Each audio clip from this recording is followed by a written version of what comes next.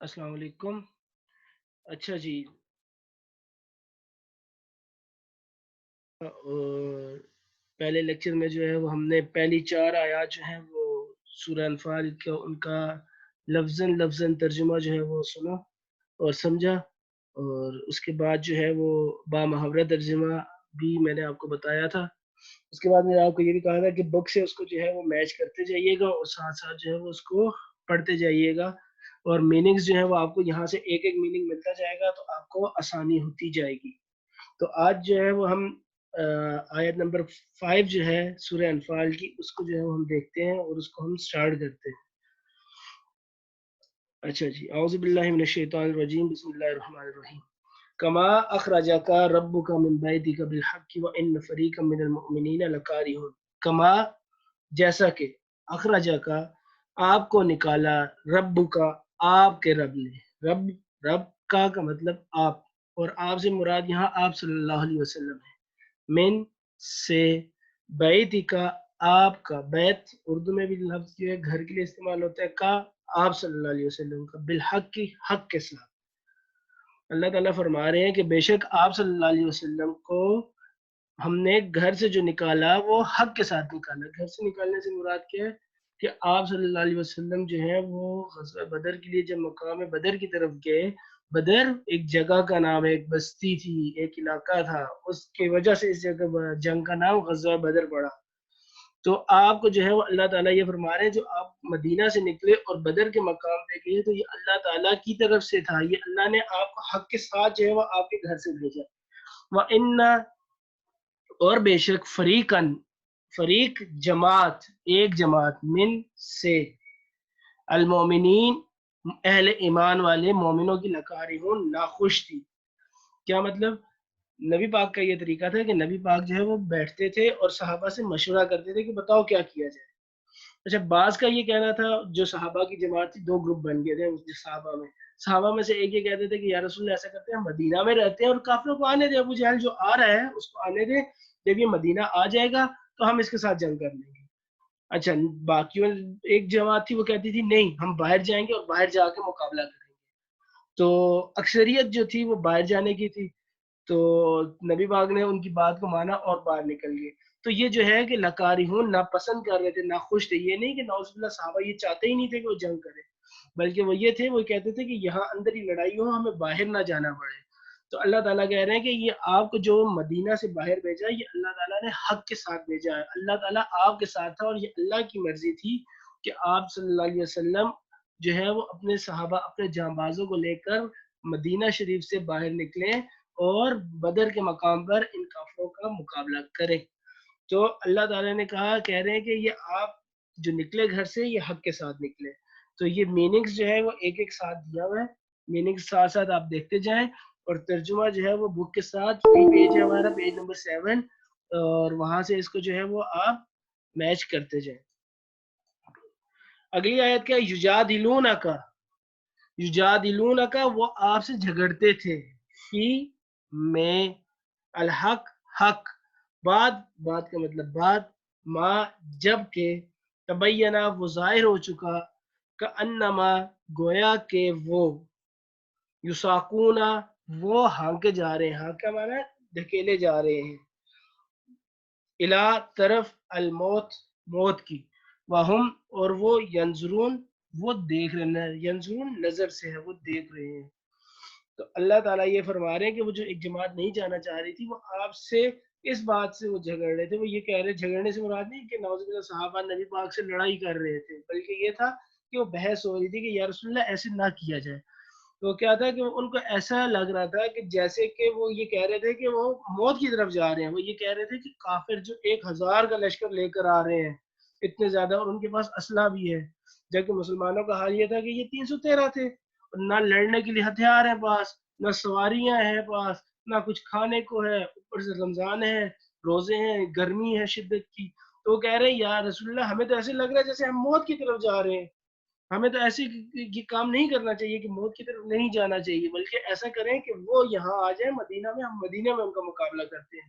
تو اللہ تعالیٰ فرما رہے ہیں کہ ان کو ایسے لگ رہا تھا جیسے کہ وہ موت کو دیکھ رہے ہیں اور وہ موت ان کی طرف آ رہی ہے، اور وہ اسی بات پر وہ صحابہ جو ہے وہ جو ایک جماعت جو بدر کے مقام پر یا مدینہ سے باہر جا کے لڑنے کے لیے تیار نہیں تھی، تو ان کے بارے میں اللہ تعالیٰ یہ فرما رہے ہیں کہ ان کو جب حق کا پتہ تھا کہ حق نبی پاک صلی اللہ علیہ وسلم کے ساتھ ہے، اللہ جو ہے وہ حق ہے اور اللہ جو ہے وہ نبی پاک کے ساتھ ہے، تو پھر ان کو جھگڑنے کی ضرورت نہیں تھی. ان کو چاہیے تھا کہ وہ اللہ تعالیٰ کے رسول صلی اللہ علیہ وسلم کے احکامات کو بخوشی مانتے اور جو ہے وہ جنگ کے لیے باہر نکلتے. اچھا، آیت نمبر 7 جو ہے، یہ 7 جو اب آپ کے سامنے اسکرین پہ آ بھی رہی ہے. پچھلے لیکچر میں نے آپ کو بتایا تھا کہ اللہ تعالیٰ نے مسلمانوں سے وعدہ کیا تھا کہ کافروں کی جو دو جماعتیں ہیں، ان دو جماعتوں میں سے، ان دو گروہوں میں سے، وہ جو لفظ استعمال ہوا ہے دو گروہ، کہ دو گروہوں میں سے ایک گروہ جو ہے وہ مسلمانوں کا ہو جائے گا، تو مسلمان اس میں فتح پا لیں گے. اب ان دو گروہوں سے کیا مراد تھی وہ بھی میں نے بتا دیا تھا کہ ایک ابو سفیان کا لشکر تھا جو مال تجارت لے کر مکہ سے جا رہا تھا شام سے، اور دوسرا جو لشکر تھا وہ مکہ سے آ رہا تھا مدینہ کی طرف مسلمانوں پر چڑھائی کرنے کے لیے، مسلمانوں پر حملہ کرنے کے لیے. اب مسلمان کون سا لشکر چاہ رہے تھے اور اللہ تعالیٰ کون سا لشکر مسلمانوں کے حوالے کرنا چاہ رہا تھا، اب وہ دیکھتے ہیں. اس میں اللہ تعالیٰ یہ فرما رہے ہیں وَإِذْ يَعِدُكُمْ وَإِذْ، اور جب يَعِدُكُمْ تمہیں وعدہ دے رہا تھا اللہ اہدا ایک گروہ کا، اور جب تمہیں وعدہ دیا اللہ نے ایک گروہ کا، اہدا کہتے ہیں ایک کو، طائفتین دو گروہوں میں سے، کہ جب اللہ نے تمہیں وعدہ دیا کہ دو گروہوں میں سے ایک گروہ، انہا کہ وہ، لکم تمہارے لیے، کہ وہ جو کافروں کے دو گروہ ہیں ابو جہل اور ابو سفیان کا لشکر، ان دونوں میں سے ایک گروہ تمہارا ہے اور تم اس پہ فتح پا لو گے. تو کیا ہوا آگے اللہ تعالیٰ کیا کہہ رہے ہیں وَتُوَدُّونَ، اور تم چاہتے تھے، تم سے مراد مسلمان جو صحابہ ہیں، انا کہ غیر بغیر، ذات شوکاتی کانٹے والا، کانٹے سے مراد یہ ہے کہ بغیر ہتھیار والا. بغیر ہتھیار والے سے کیا مراد ہے؟ اچھا پہلے آگے ترجمہ ہم دیکھ لیتے ہیں پھر اس کو بتاتا ہوں. کانٹے سے مراد یہاں کیا ہے؟ اسلحہ، ہتھیار جو جنگ میں استعمال ہوتے ہیں وہ نہ ہو، تکون ہو لکم تمہارے لیے. اچھا اب اس سے سارے کے پورے جو ہے وہ میں آپ کو سمرائز کر دوں، وہ کیا ہے سمجھا دوں. وہ یہ ہے کہ اللہ تعالیٰ نے مسلمانوں سے یہ وعدہ کیا تھا کہ جو کافروں کے دو گروہ ہیں ان دو گروہوں میں سے ایک گروہ مسلمانوں کا ہو جائے گا. اب مسلمان کون سا گروہ چاہ رہے تھے؟ مسلمان چاہ رہے تھے ابو سفیان کا گروہ. کیوں ابو سفیان کا گروہ؟ اس لیے چاہ رہے تھے کہ اس میں لڑنے والے کم تھے، اس میں پیسہ بھی بہت زیادہ تھا، اور مسلمان یہ چاہ رہے تھے کہ ہم لڑائی بھی ہماری کم ہو، ہم لڑے بھی کم لوگوں سے، ہمیں پیسہ بھی مل جائے. اچھا وہ یہ ذات شوکہ سے مراد اصل میں کون ہے؟ ابو سفیان کا لشکر، جس کے پاس سپاہیوں کی تعداد کم تھی، جس کے پاس پیسہ بہت زیادہ تھا. جو میں جیسے آپ کو پورے جو ہے وہ کلاس میں پوری میں نے سٹوری بتائی تھی کہ ابو سفیان اور ابو جہل کے لشکروں کے فرق کیا تھا. تو ابو سفیان کا جو لشکر تھا اس کے پاس مال و دولت تھا، پیسہ تھا بہت زیادہ، کیونکہ وہ بزنس کر کے آ رہے تھے، تجارت کر کے آ رہے تھے. تو مسلمان بھی چاہ رہے تھے کہ ہمیں زیادہ سے زیادہ پیسہ ملے اور ہمارے لڑائی بھی نہ کرنی پڑے. تو اللہ تعالیٰ کیا کہہ رہے تھے؟ اللہ تعالیٰ کہہ رہے ہیں وَيُرِيدُ واو اور یریدو وہ چاہتا تھا، اللہ ان کے یحقا ثابت کر دے الحق کا حق کو، بکلمات ہی اپنے کلمات سے، اپنی بات سے، کلمے سے، وَيَقْطَعَ یقطع دیکھو قطع، ہم قطع تعلق کا لفظ اردو میں استعمال کرتے ہیں نا، قطع کاٹ دے، یکتا وہ کاٹ دے، دابر دابر کہتے ہیں جڑ بنیاد، الکافرین کافروں کی. اب اس سے کیا مراد ہے؟ اچھا مسلمان جو ہیں وہ چاہ رہے تھے ابو سفیان کا لشکر جی بغیر لڑے جھگڑے جو ہے نا وہ سارا کچھ معاملہ حل ہو جائے، ہمیں لڑائی جھگڑا نہ کرنا پڑے اور آسانی سے مال و دولت بھی مل جائے. اللہ کہہ رہا ہے نہیں، میں چاہ رہا ہوں، اللہ کہہ رہا ہے کہ میں یہ چاہ رہا ہوں کہ تمہیں وہ لشکر ملے کہ وہ ابو جہل کا لشکر ہو، کہ کافروں کی جڑ کاٹ دے. اب یہ جڑ کاٹنے سے کیا مراد ہے؟ دیکھیں جو آرمی ہوتی ہے کسی بھی ملک کی، وہ آرمی جو ہے اس ملک کی بیک بون ہوتی ہے. اس آرمی کے بغیر وہ ملک سروائیو مشکل ہوتا ہے کہ باہر سے حملہ ہو سکتا ہے. وہ ملک اسٹرانگ جو ہوتا ہے وہ کیوں اسٹرانگ ہوتا ہے؟ اپنی آرمی کی وجہ سے. تو ابو جہل کے ساتھ قریش کی آرمی آ رہی تھی، تو اللہ تعالیٰ یہ کہہ رہے تھے کہ ان کی آرمی کو ڈیفیٹ کریں. اللہ یہ چاہ رہا تھا کہ کافروں کی آرمی ہارے، ان کے جو جنگجو ہیں، جو ان کے سولجرز ہیں، وہ مارے جائیں. تو اس سے کیا ہوگا کہ جب آرمی جنگ ہار جائے گی، ان کے کافروں کی جو آرمی تھی، ابو جہل جب مارا جائے گا یا اس کی آرمی جنگجو جو ہیں جو اس کے ساتھ آئے ہیں وہ مارے جائیں گے، تو اس سے ہوگا یہ کہ وہ کمزور ہو جائیں گے. اللہ یہ کہہ رہا تھا، یہ کہنا چاہ رہا ہے اللہ کہ اس سے ہوگا یہ مسلمانوں کو فائدہ زیادہ ہے کہ کافر کمزور ہو جائیں گے. مسلمان عارضی طور پہ فائدہ چاہ رہے تھے کہ زیادہ پیسے مل جائے، ہمیں لڑائی بھی نہ کرنی پڑے. اللہ کہہ رہا تھا کہ میں چاہ رہا ہوں کہ تمہیں دور کا فائدہ ہو، کہ زیادہ تمہیں کافروں کو نقصان دے سکوں. تو جب ان کی آرمی کمزور ہو جائے گی تو وہ تمہارے آگے سازشیں نہیں کر سکیں گے، تمہارے مقابلے میں آنے کی ان کی ہمت نہیں ہوگی. تو اس آیت میں یہ وعدہ جو اللہ نے کیا تھا کہ دو گروہ میں سے ایک گروہ ملے گا، تو وہ دو گروہ اللہ نے جو ہے ان میں سے ایک ابو جہل کا لشکر حوالے کر دیا مسلمانوں کے، اور مسلمانوں نے اس کو ایزیلی جو ہے وہ ڈیفیٹ بھی کر دیا، مسلمانوں نے اس کو ایزیلی ہرا بھی دیا. کیوں ہرا دیا وہ اگلی ہی آیت میں جو ہے وہ اللہ تعالیٰ جو ہے وہ بتائیں گے کہ وہ کیوں ہوا تھا. اور یہاں بھی جو بات اللہ تعالیٰ نے اس کو بتا دی وہ یہ تھی کہ کافروں کی جڑ ہے، جڑ سے مراد بیس، بنیاد. تو وہ جڑ یا بیس جو بھی میں نے آپ کو پہلے بتایا آرمی ہوتی ہے، تو آرمی کو ڈیفیٹ کیا مسلمانوں نے. تو obviously جو ہے وہ کافر جو کفار مکہ جو تھے، قریش مکہ، وہ کمزور ہو گئے. تو اس طرح اللہ کا وعدہ بھی سچا ہو گیا، اللہ نے اپنا وعدہ بھی پورا کر دیا، اور مسلمانوں کو جو ہے وہ کافر جو ہے وہ ان کو ہرا بھی دیا مسلمانوں نے. اچھا ایک اور بات بھی ہے، وہ کیا؟ وہ یہ ہے کہ انسان کی یہ نیچر ہے کہ وہ آسانی چاہتا ہے. اب ابو سفیان کا جو لشکر تھا اس میں لڑائی کرنا آسان تھا، لڑنا تو تھا ہی نہیں. مسلمان کہہ رہے تھے یہ آسانی والا کام ہمیں مل جائے. ابو جہل کو مارنا مشکل تھا، تو مشکل کام سے بھاگ رہے تھے مسلمان، ہٹ رہے تھے کہ مشکل کام نہ کرنا پڑے. تو یہ انسان، ہر انسان کی نیچر ہے، یہ ہمارے ساتھ بھی ایسا ہی ہے کہ ہم دیکھیں گے جہاں آسانی ہے ہم وہ کام کر لیں گے.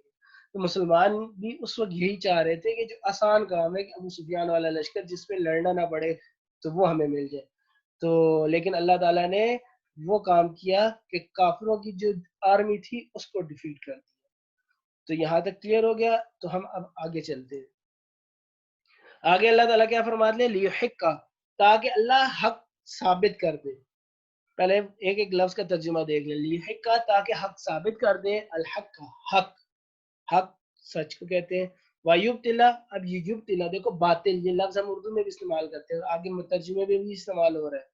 اور باطل ثابت کر دے، الباطل باطل جھوٹ. ولاؤ خواہ اور اگرچہ، لو کا مطلب خواہ بھی ہے اگرچہ، کاریہ ناپسند کریں، المجرمون مجرم، مجرمون مجرم کی جمع ہے جس کا مطلب مجرم یہاں کون ہے؟ کافر ہے. تو کافروں کی مراد ہے یہاں سے.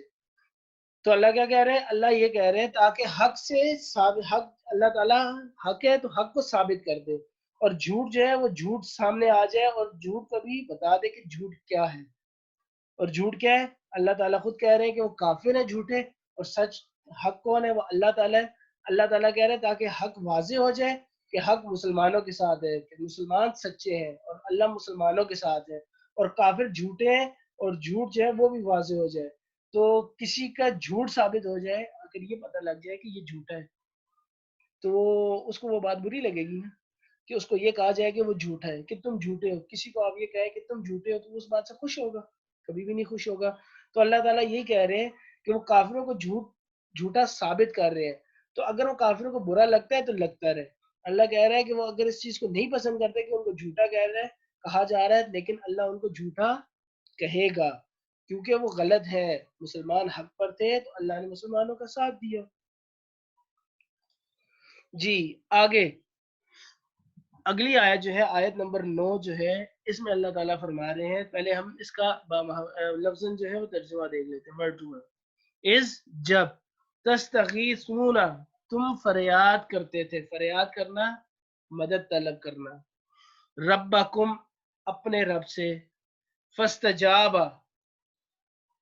استجاب دیکھو اردو میں ہم لفظ استعمال کرتے ہیں جواب، ٹھیک ہے، تو استجاب تو اس نے قبول کر لیے، تو اس نے جواب دیا، تو اللہ نے جو ہے وہ دعا قبول کر لی، لکم تمہاری،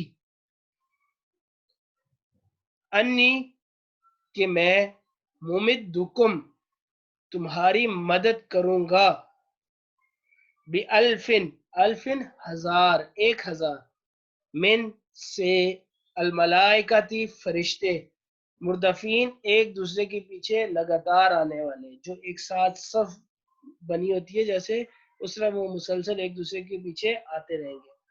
تو مسلمان اور جو صحابہ تھے نبی اکرم صلی اللہ علیہ وسلم، وہ اللہ تعالیٰ سے دعا یہ کر رہے تھے کہ یا اللہ اس جنگ میں ہماری مدد فرما، یا اللہ ہمیں اس جنگ میں کافروں کے مقابلے میں کامیابی عطا فرما۔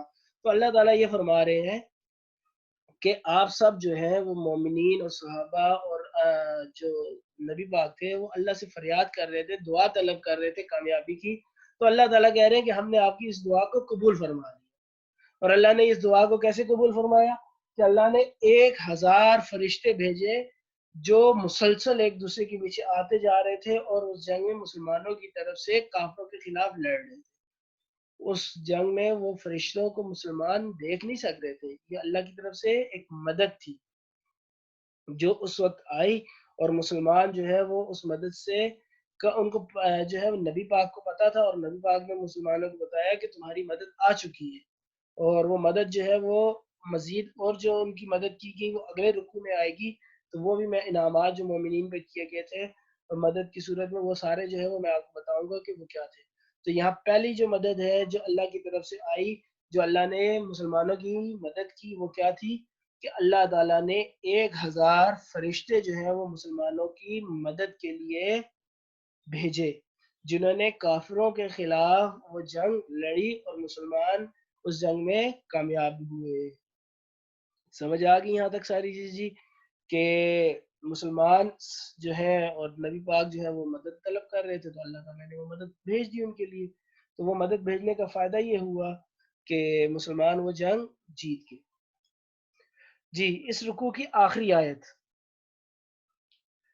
وہ کیا ہے جی، ترجمہ دیکھتے ہیں، وما اور نہیں، جعلہ بنایا اسے، اللہ اللہ نے، الا مگر، بشرا خوشخبری، وَلِتَطْمَئِنَّ تاکہ مطمئن ہو، بھی اس سے، قلوبکم تمہارے دل، وما اور نہیں ہے، النصر مدد، الا مگر، من سے، عند اللہ اللہ کے پاس، ان اللہ بے شک اللہ، عزیز غالب ہے، حکیم حکمت والا۔